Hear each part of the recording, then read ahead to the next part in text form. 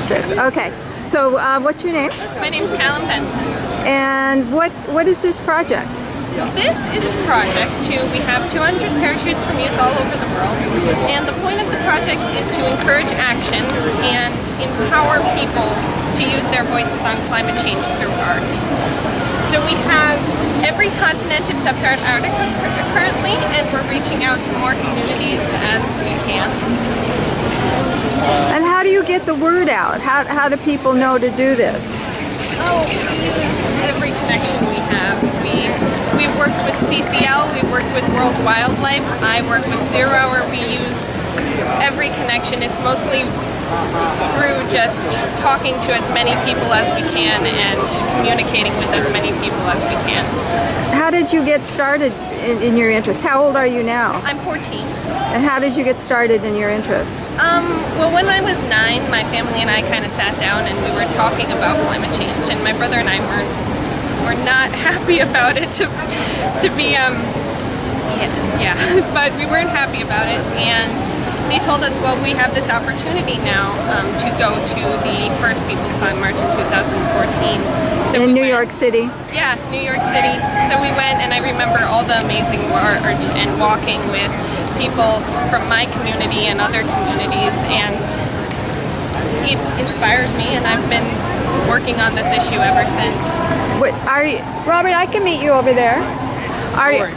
Are you unique among your peers, or how common are your activist attitudes? I think there's a lot of us out there. It's just a lot of people don't necessarily know how to use their voice, or are empowered to use their voice, or have a avenue to talk about it. So that's one of the things that we're doing with Parachutes for the Planet, is giving people this opportunity to talk about it in this kind of safe way through art, which is beautiful and inviting, on an issue which is rather polarizing, especially in this political climate.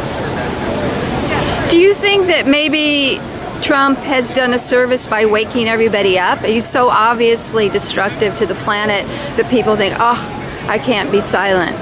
I think on some levels he's definitely the slap in the face that America needed. It definitely woke some people up and got people out on the streets, because at this point it's like we were eking forward.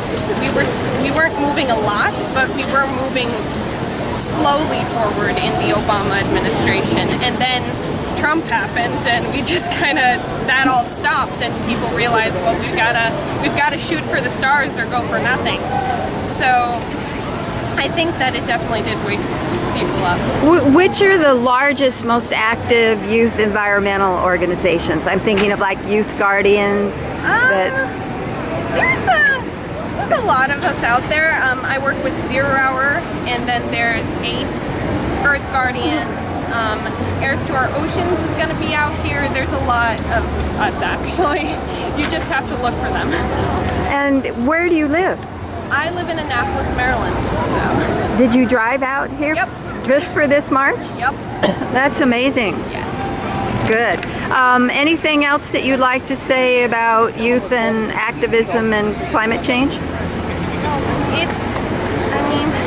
It's a huge issue, and I could talk for hours about this, honestly, but having youth out there, I think the important thing is knowing that you're not alone. Because, as I said, there are a lot of youth organizations out there, but it's hard to get connected with them, and people don't. It can feel isolating. And you need to reach out to other people, and you need to know there are other people out there to stay hopeful and stay engaged. What's the most remote place where you've gotten a parachute from? Wow. Okay, we've actually, we have Nigeria, Madagascar, the Marshall Islands, where else? We've got a lot. We've got a bunch from Cameroon. There's a lot of places that we've gotten them. As I said, it's every continent except Antarctica. And they just find out on the internet?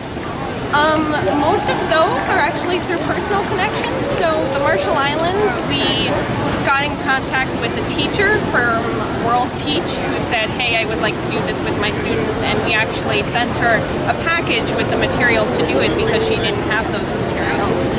And then through all the ones we have several from Africa, and all of those are through CCL.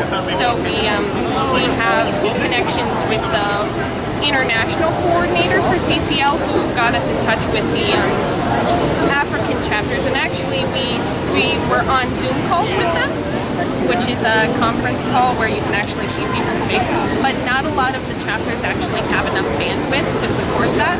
So we were texting. We had an entire texting presentation about the project through this, and that was crazy, and it was the first they've ever done it. So it was quite interesting. What's CCL again? CCL is Citizens Climate Lobby, so that's an international organization. They're looking for a carbon fee and dividend.